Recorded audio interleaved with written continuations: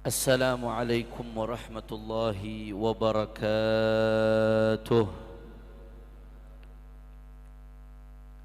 الحمد لله رب العالمين، وبه نستعين على أمور الدنيا والدين. اللهم فصل وسلم وبارك وكرم ومجد وعظم على سيدنا وحبيبنا وشفيعنا ونور قلوبنا محمد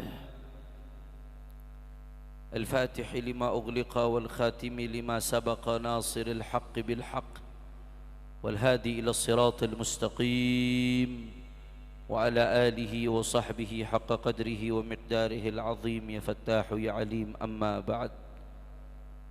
Para alim ulama, para habaib, para masyayikh, para ajengan, para sesepuh, para tokoh masyarakat, wabil khusus aulad wa ahfad wa asbat sahibul haul al-imam al-allamah al-habib Syekh bin Salim al-Attas rahimahullahu ta'ala rahmatul abrar, khususnya putra-putra beliau, begitu pula putra-putra daripada guru kita Sayyidil Walid Abah Al-Habib Abdurrahman ibn Syekh Al-Attas rahimahullah, Al-Habib Mahdi, Al-Habib Syakir, Al-Habib Syekh.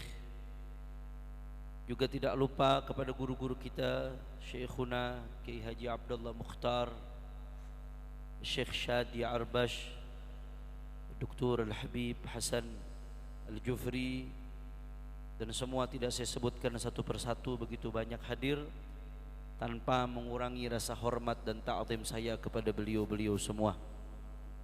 Kita doakan mudah-mudahan guru-guru kita, para ulama kita, para masyayikh kita, Allah panjangkan umurnya, Allah sehatkan badannya, Allah jaga zahir batinnya, Allah menangkan perjuangannya, amin ya rabbal.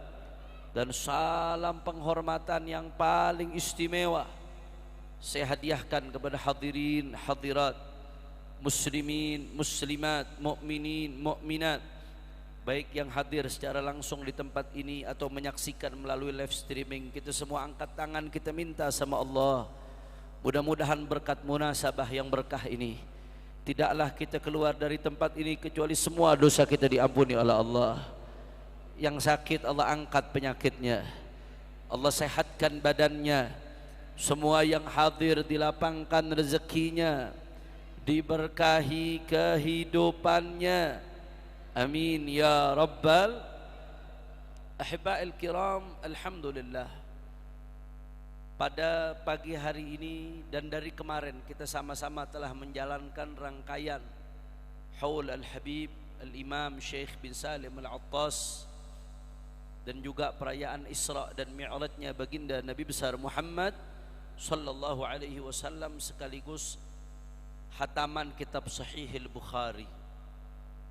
Saudara, saya sebetulnya waktu nyusun jadwal salah tanggal. Saya pikir acara Masyhad Ahad pekan lalu, tapi beberapa minggu yang lalu dapat undangan dari Habib Mahdi, begitu juga Habib Syakir ngabarin, dan tersebar informasi ternyata Ahad sekarang. Saya udah terlanjur nerima undangan, ada jadwal di Gor, saudara. Tadinya sulit buat hadir karena sudah terlanjur janji, tapi begitu saya ada niat buat nggak hadir, terus kebayang wajahnya Abah, saudara. Saya khawatir bagaimana perasaan beliau, kecewanya, ana hidup ente hadir, ana meninggal ente udah gak hadir, baru sekali terus udah gak hadir. Maka saudara, yang kita yakini para aulia, orang-orang saleh, guru-guru kita, mereka di barzakhnya bukan mati tapi hanya berpindah kehidupan, dari kehidupan di dunia menjadi kehidupan di alam barzakh, yang justru di alam barzakh orang-orang saleh ini sudah terbebas dari takalif, sehingga insyaallah Beliau tahu kita-kita yang hadir di tempat ini, mudah-mudahan kita semua ada di hati beliau, saudara. Amin ya rabbal. Saudara, kita merayakan haul al-Habib Syekh bin Salim Al-Attas, seseorang ad-da'i ilallah, yang betul-betul ngajak kepada Allah subhanahu wa ta'ala. Karena dakwah ilallah, mengajak kepada Allah apapun bentuknya, bukan hanya dalam bentuk ceramah, termasuk dalam bentuk ngajar, termasuk dalam bentuk yang membina majelis, yang membina pesantren, termasuk yang di media sosial, termasuk yang dakwah dengan hartanya, dengan akhlaknya, dengan membantu orang. Dakwah ilallah dikatakan oleh Nabi Muhammad sallallahu alaihi wasallam, dikatakan Allah Ta'ala dalam Al-Quran, qul hadhihi sabili ad'u ilallah ala basirah ana wa man ittaba'ani. Allah Ta'ala mengatakan kepada Nabi Muhammad, qul hadhihi sabili, katakan wahai Muhammad, hadhihi sabili, ini jalanku.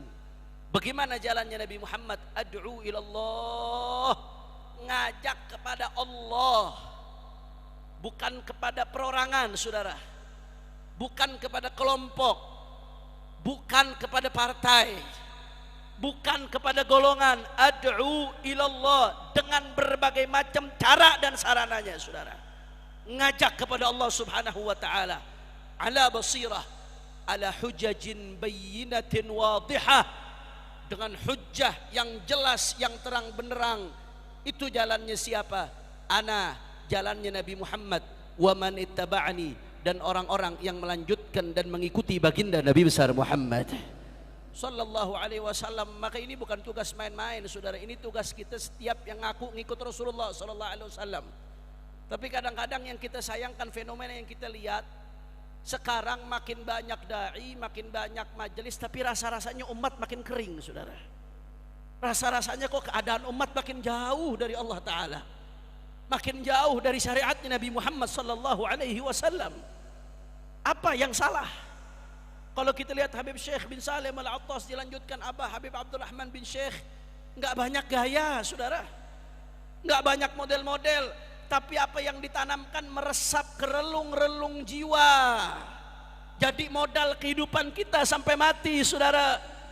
Tapi yang kita rasakan saat ini, makin banyak majelis, makin banyak dai, makin banyak acara-acara keagamaan, tapi kenapa rasanya umat makin kering, saudara? Jawabannya satu, karena dakwah kehilangan ruhnya, ibadallah. Dakwah tidak lagi menjadi tuntunan, tapi saat ini dakwah jadi tontonan. Betul apa kagak? Saya kadang-kadang nih, ini paradigma yang sangat-sangat miris. Ada orang ngundang, kadang-kadang ngundang, mau acara, Habib saya ngundang, oh iya, mudah-mudahan si sehat walafiat bisa. Tolong Beb ya, nanti ceramahnya yang lucu. Ente kalau mau lucu ngundang Sule, bukan ngundang aneh. Ini paradigma, saudara. Artinya banyak orang udah jadikan dakwah itu tontonan, bukan lagi tuntunan, bukan lagi buat ngajak orang ke jalan yang benar. Salah satu masalahnya, kenapa? Karena banyak orang-orang yang menjadi duta dakwah, tapi tidak memiliki sifat-sifat yang seharusnya dimiliki oleh seseorang yang mengajak kepada Allah subhanahu wa ta'ala.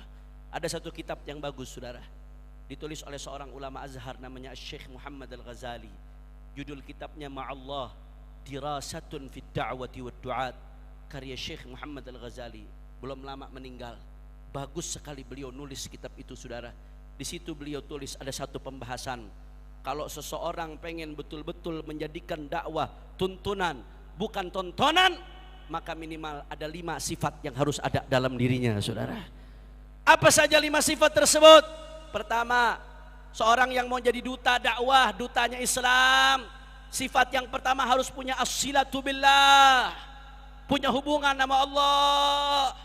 Sebagaimana tadi disinggung oleh Syekh Shadi Arbash, menggambarkan bagaimana guru kita Al-Habib Abdurrahman bin Syekh hubungannya erat sama Allah Ta'ala, saudara.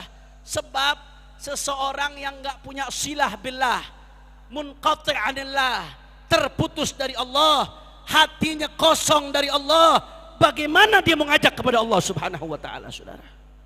Hatinya kosong dari Allah, Allah gak ada di hatinya. Terus bagaimana dia mengajak kepada Allah? Makanya kadang-kadang saudara miris keadaannya. Saya teringat dengan firman Allah Ta'ala. Allah Ta'ala berfirman, wala takunu kalladzina nasullaha fa ansahum anfusahum ulaika humul fasiqun. Shadaqallahul azim. Kenapa sekarang banyak yang aneh-aneh saudara? Pakaian agama tapi melakukan cabul, pakaian agama tapi jual beli syariat saudara. Kenapa itu terjadi? Salah satunya gara-gara hati kosong dari Allah Ta'ala saudara. Allah udah ingatkan dalam Al-Quran, wala takunu kalladzina nasullah, jangan jadi seperti orang yang lupa sama Allah. La wirid wala dzikir wala hizib wala salah ala nabi wala qiraatul Quran, wala takunu kalladzina nasullah. Kata Allah, jangan kamu jadi orang-orang yang lupa sama Allah Ta'ala. Karena kalau sudah lupa sama Allah Ta'ala, fa ansahum anfusahum, Allah akan bikin mereka lupa diri. Kalau udah lupa diri, akhirnya terjadilah macam-macam yang aneh-aneh itu yang terjadi saudara. Karena lupa diri nggak ingat. Kalau udah lupa dirinya, segala macam dikerjain. Maka apa yang terjadi? Ulaika humul fasiqun. Allah tegaskan dalam Al-Quran, mereka adalah orang-orang yang fasik. Na'udzubillah min. Makanya Al-Habib Hasan bin Abdullah bin Umar Asyatiri, Al-Habib Abdullah bin Umar Asyatiri seringkali mengingatkan, laisa bitalibil ilmi man laisa lahu qiyamin lail. Jangankan disebut dai, talibul ilm aja nggak pantas. Orang yang nggak punya qiyamul lail disebut santri aja nggak pantas saudara. Sebagian ulama mengatakan talibul ilm 5 hari nggak mimpi Nabi SAW nggak pantas disebut talibul ilm saudara. Makanya orang-orang dulu seperti ini standarnya. Apa yang keluar dari lisannya langsung masuk ke hati, karena keluar dari lisan yang bersambung dengan hati yang dipenuhi dengan Allah Subhanahu wa Ta'ala. Maka sekarang tugas kita masing-masing, ayo berkaca ke guru-guru kita. Apa yang diajarkan oleh mereka jangan ditinggalkan. Kalau nggak bisa semua sholat sunnah dikerjakan, minimal qobliyah subuh jangan ditinggalin saudara. Sholat witir jangan ditinggalin karena mukhtalafun fi wujubih. Sebagian ulama mengatakan hukumnya wajib saudara. Sedikit-dikitnya tuh. Idealnya sholat-sholat sunnah dikerjakan, tapi kalau nggak bisa minimal ini saudara, al-wirdul latif ba'da subuh yang disusun oleh Imam Al-Haddad. Itu Imam Al-Haddad cuma nyusun, hakikatnya beliau ngambil dari mana? Diambil dari hadis-hadisnya baginda Nabi besar Muhammad sallallahu alaihi wasallam, adzkarus sabah wal masa, yang kalau kita baca kita sendiri yang untung, jadi benteng buat diri kita dan menjaga ketersambungan dengan Allah. Begitu juga Ratibul Haddad, Ratibul Habib Umar bin Abdurrahman Al-Attas, Hizbul Quran, yang paling penting jangan lupa saudara, walaupun sedikit, dawami, istiqamahkan supaya tetap kita ada hubungan dengan Allah Subhanahu. Itu yang pertama. Kira-kira jelas apa kagak? Yang kedua saudara, kata Syekh Muhammad Al-Ghazali, syarat yang kedua untuk seorang dai supaya betul-betul jadi dakwah ilallah harus islahun nafas, mulai dari diri sendiri. Perbaikan diri sebelum orang lain saudara. Allah Subhanahu wa Ta'ala pernah mengatakan kepada Nabi Allah Isa alaihi salam, ya Isa idh nafsak fa in ta'adh fatta'idh ghairak wa illa fastahi minni. Kata Allah Subhanahu wa Ta'ala kepada Nabi Isa, wahai Isa, nasihati dirimu. Kalau dirimu telah menerima nasihat, maka baru nasihati orang lain. Wa illa, kalau tidak, fastahi minni, malu kepadaku kata Allah Ta'ala menasihati orang lain, tapi diri sendiri enggak nasihatin saudara.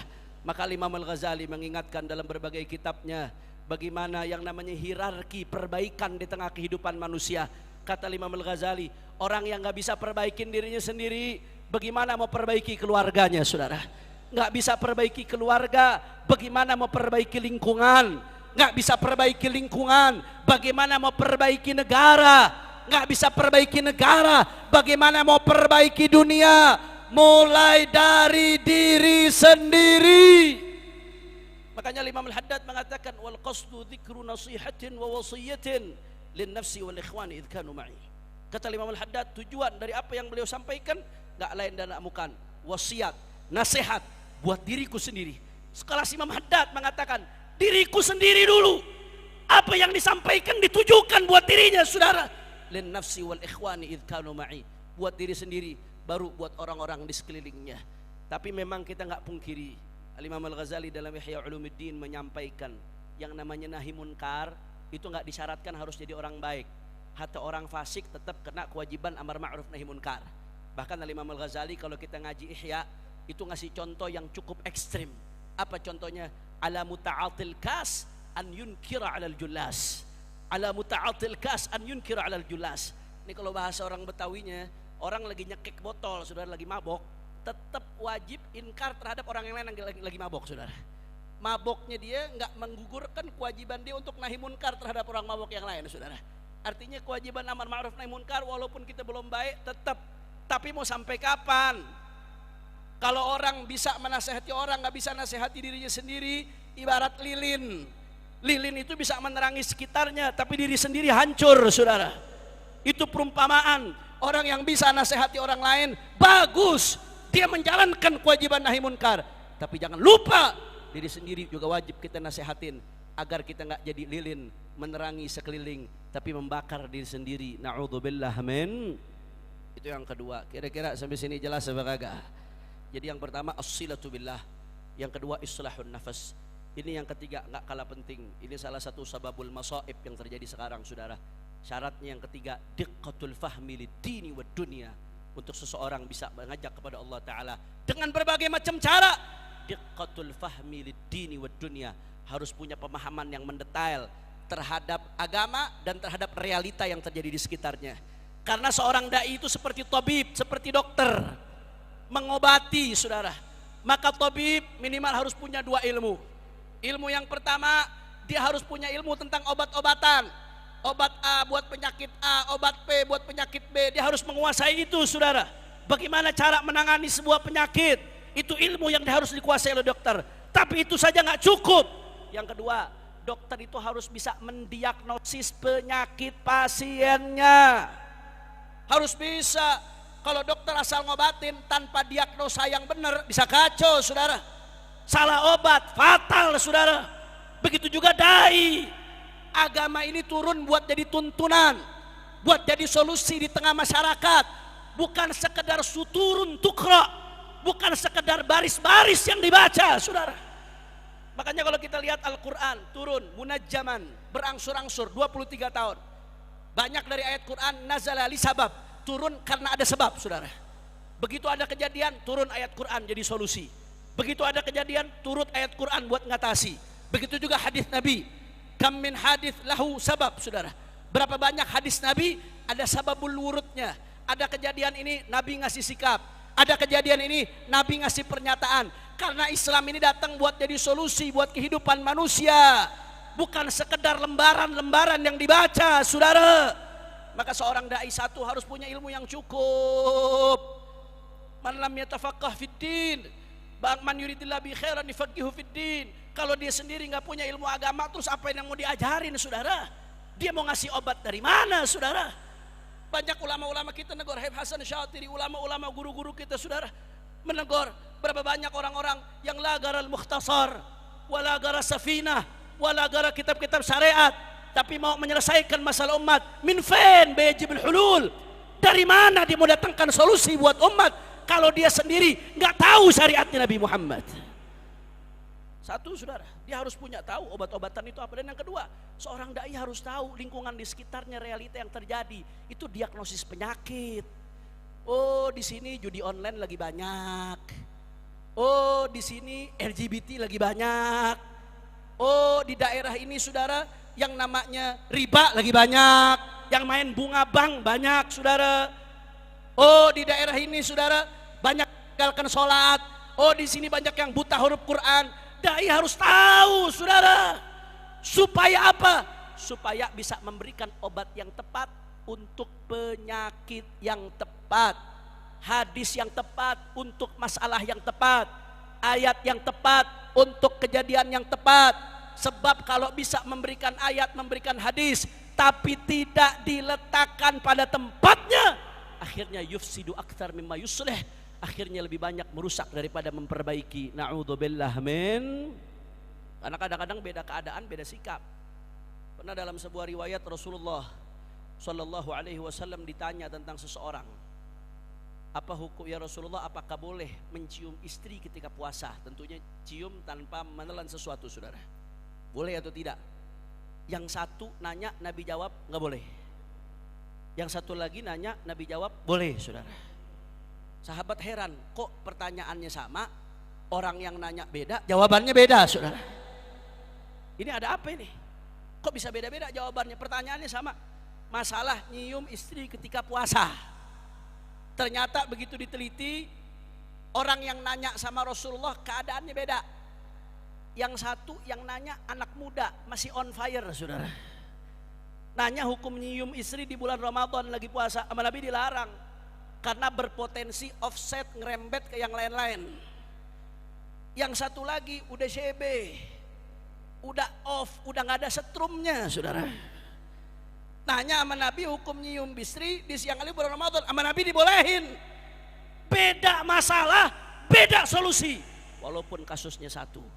Maka seorang da'i yang ingin menyelesaikan masalah di tengah umat harus punya diqqatul fahmi lid-dini wad dunya, pemahaman yang mendetail terhadap urusan agama. Tapi nggak cukup baca kitab saja, harus turun ikut bersama para guru yang lebih pengalaman supaya paham realitas di sekeliling kita, sehingga tidak memberikan obat yang salah untuk penyakit yang salah, tapi dia memberikan obat yang tepat untuk penyakit yang tepat. Hadis, ayat, kalam ulama yang tempat untuk masalah yang tepat di tengah umat. Alhamdulillah. Dan ini yang diajarkan oleh guru-guru kita, khususnya Al-Habib Abdurrahman bin Syekh Al-Attas saudara. Itu yang ketiga. Yang keempat, al-ikhlas. Syaratnya dakwah kalau mau sukses ikhlas. Orang-orang tua kita dulu, Habib Syekh bin Salim Al-Attas, dakwahnya sukses di mana-mana, muridnya jadi saudara. Nggak usah jauh-jauh, murid beliau yang masih ada aja kita lihat. Hafizahullah Ta'ala, Abuya Kiai Haji Abdullah Mukhtar, ngelihat muridnya aja begini, bagaimana gurunya saudara. Habib Syekh bin Salim ikhlas, Habib Abdurrahman bin Syekh ikhlas. Para aulia dulu, Wali Songo itu dakwah belum ada medsos, belum ada TV, nggak pakai dihias macem-macem, tapi dakwahnya sukses. Satu pulau Jawa bisa diislamkan saudara. Walaupun kadang-kadang ada orang yang ngaku ngikut perjuangan Wali Songo tapi musuhin orang Islam kerjaannya. Kalau Wali Songo ngislamin orang yang bukan Islam, ngelangkun berbagai pihak. Kenapa bisa sukses? Padahal belum ada media, belum ada macam-macam. Ikhlas. Makana minal qalb wasala ilal qalb. Yang dari hati sampai ke hati saudara. Makana lillah yanmu wa yastamir, makana lillah dama wattasal. Kalau dari hati karena Allah bakal terus cambung. Kalau karena Allah bakal terus berkesinambungan. Tapi wa makana li ghairillah, kalau sesuatu bukan karena Allah, dihias bagaimanapun, didesain bagaimanapun, tetap ujung-ujungnya hancur saudara. Ikhlas. Ikhlas itu kekuatan luar biasa. Ikhlas membuat yang sulit menjadi mudah. Ikhlas membuat yang jauh jadi dekat saudara. Ikhlas membuat yang tidak mungkin menjadi mungkin. Ikhlas membuat yang rumit menjadi teruraikan. Ada ikhlas. Dakwah bukan karena ngarep pujian. Dakwah bukan karena takut cacian. Dipuji nggak terbang, dicaci tidak tumbang. Ikhlas. Sirrunya najahi dakwahim, rahasia berhasilnya dakwah mereka para aulia, para salihin ada pada keikhlasan hatinya saudara.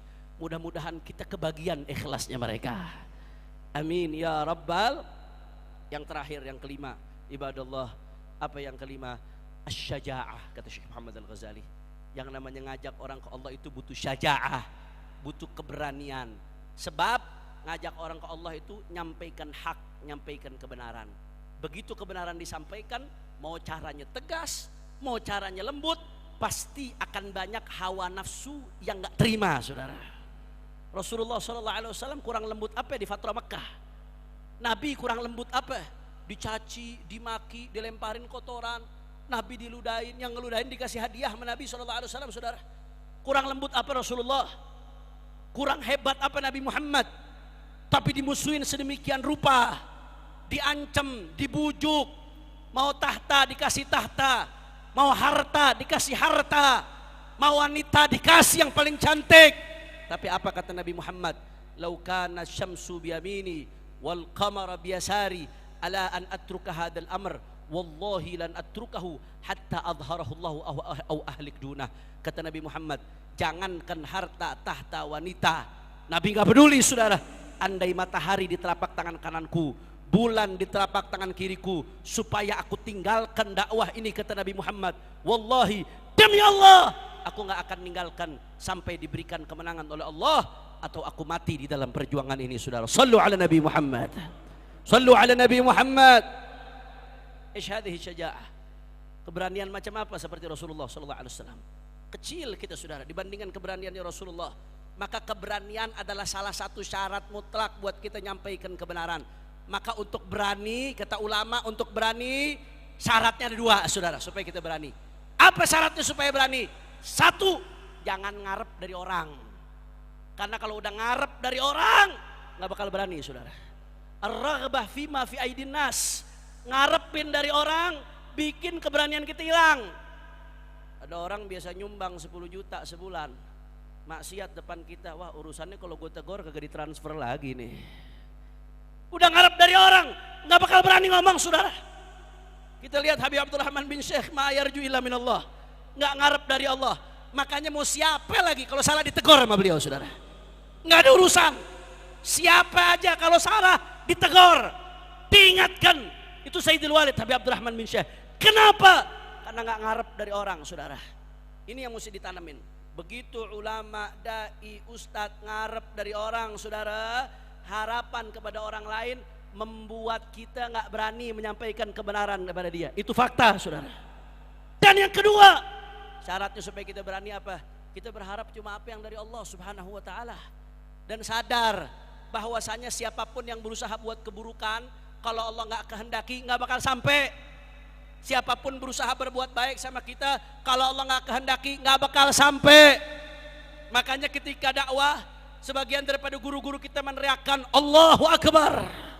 Kenapa mereka teriakkan Allahu Akbar, saudara? Bukan apa-apa, buat nanemin dalam hati yang maha besar cuma Allah. Kalau udah kebenaran datangnya dari Allah, fal haqqu ahaqqu an yuttaba. Kebenaran lebih layak untuk disampaikan. Kalau sudah kita nyampaikan syariatnya Allah, maka cuma Allah yang maha besar, saudara. Yang lainnya kecil, pejabat kecil, pengusaha kecil, siapapun kecil di hadapan kebenaran yang datangnya dari Allah Subhanahu wa taala. Allahu Akbar. Tanamkan itu ketika kita menyampaikan Allahu Akbar, agar Allahu Akbar yang kita baca bukan hanya kata-kata, saudara.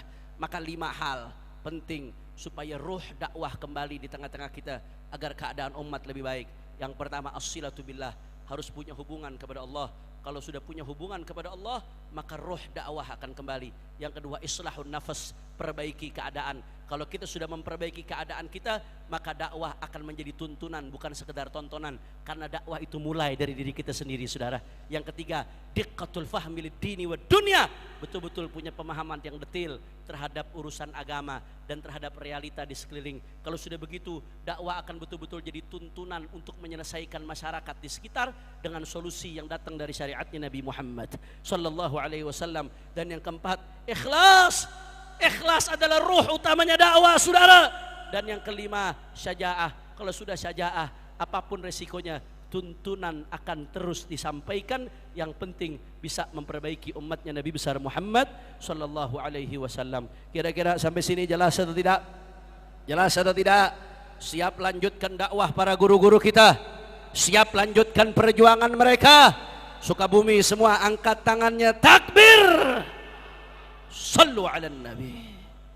Terakhir sebagai penutup, mari sama-sama kita baca doa, saudara. Jangan lupa doakan saudara-saudara kita di Sumatera Utara, di Aceh, dan di Sumatera Barat. Saya kemarin 2 pekan lalu baru menemani Imam Besar Sayyidil Walid Al-Habib Muhammad Rizik bin Husain bin Syihab, dan beliau salam buat semua yang hadir di tempat ini, khususnya keluarga besar Sayyidil Walid Habib Abdurrahman bin Syekh. Kami keliling di lokasi bencana, saudara, untuk safari kemanusiaan. Keadaannya luar biasa, saudara. Data dari BNPB yang meninggal dunia sudah lebih dari 1000 orang gara-gara banjir. Itu yang tercatat. Yang nggak tercatat, prediksi jumlahnya jauh di atas itu, saudara. Karena Gubernur Aceh Mudzakkir Manaf, mudah-mudahan dikasih kekuatan sama Allah Ta'ala. Luar biasa itu, saudara. Dia mengatakan ketika baru terjadi bencana itu ada 4 kampung. Ketika banjir bandang datang, saudara, disapu sama banjir, rumahnya nggak tersisa, warganya nggak tersisa, saudara. 4 kampung, Pak. Bukan 4 orang, bukan 4 keluarga. Hum ummatu Nabi Muhammad sallallahu alaihi wasallam. Dan kalau kita lihat di sana itu banjir datang bawa lumpur, lumpurnya mengering. Sampai-sampai sebagian rumah, sampai ke genteng itu lumpur membeku, saudara. Makanya rumahnya banyak nggak bisa dipakai. Kita nggak tahu di balik-balik lumpur itu ada berapa banyak jenazah, saudara, yang belum bisa dievakuasi. Belum lagi yang luka-luka, yang sakit, yang mengungsi. BNPB pernah merilis data-data yang mengungsi lebih dari 500.000 orang, saudara. Saya keliling dari Aceh Utara menemani Sayyidil Walid. Begitu pula Al-Habib Ali bin Alwi Al-Attas, salah satu cucu Habib Syekh bin Salim yang ikut perjalanan safari kemanusiaan di sana, saudara. Beliau bendahara umum daripada Forum Persaudaraan Islam. Kami keliling dari Aceh Utara ke Biren, ke Bendar Meriah, ke Aceh Tamiang. Itu di hadapan rumah-rumah, saudara. Tenda-tenda pengungsian, orang masih susah buat balik ke rumahnya. Jangan lupakan mereka, saudara. Awal-awal ya memang bantuan darurat perlu, tapi sekarang pemulihan ini butuh waktu panjang dan butuh uluran bantuan kita. Kita nggak bisa hanya ngandelin pemerintah. Pemerintah kita terima kasih banyak, jazakallah khair. Tapi kita juga punya kewajiban buat bantu saudara-saudara kita. Jangan lupa doain, mudah-mudahan barokah Khatmul Bukhari, barokah Isra Mi'raj. Mereka-mereka yang meninggal dunia Allah terima sebagai syuhada.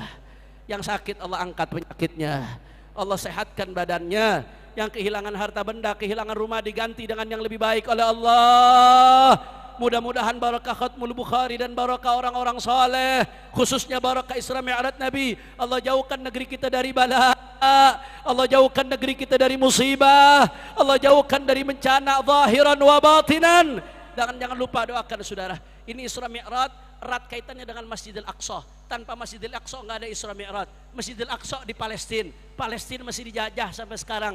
Jangan lupa di mana-mana doakan, mudah-mudahan berkah Isra Mi'raj Nabi Palestina bisa merdeka, saudara. Israel dan Amerika hancur. Israel dan Amerika hancur. Begitu pula negara-negara Islam yang sekarang diacak-acak, saudara. Iran, Yaman, negara-negara muslimin bi mukhtalafi firaqihim sedang diacak-acak. Mudah-mudahan diberikan pertolongan oleh Allah Subhanahu wa taala. Allahumma ja'al jam'ana hadza jam'an marhuma wa tafarruqana min ba'dihi tafarruqan ma'suma wa la taj'al ahadan fina wa la minna wa la ma'na syaqiyan wa la mahruma birahmatika ya arhamar rahimin. Walhamdulillahi rabbil alamin. Ini saja yang saya sampaikan, lebih kurangnya mohon maaf. Mohon maaf kalau ada salah-salah kata. Samihuna 'alal italah ma qumtu ila imtithalil amr. Wassalamu alaikum warahmatullahi wabarakatuh.